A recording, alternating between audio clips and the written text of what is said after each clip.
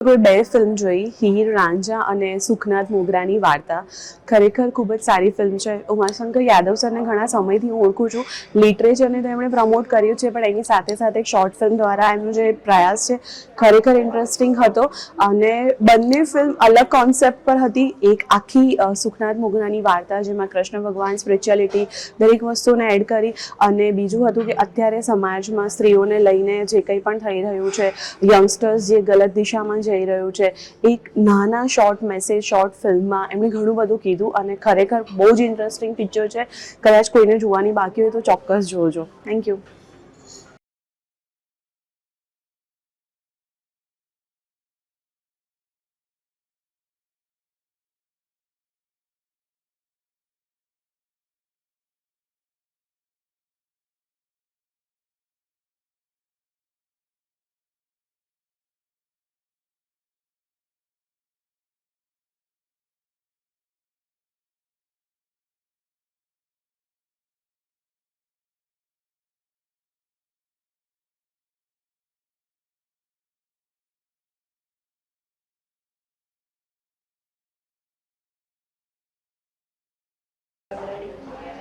Okay. આજે બે short ફિલ્મો અમે જોઈ જે પ્રસાર ભારતી OTT પ્લેટફોર્મ પર આવવાની છે. ઉમાશંકર યાદવ સર અને એમની ટીમે જે પ્રયત્ન કર્યો છે, હીર ઓર રાંઝા ફિલ્મ અને સુખનાથ મોગરાની વાર્તા, એક હિન્દી ફિલ્મ છે હીર એન્ડ રાંઝા.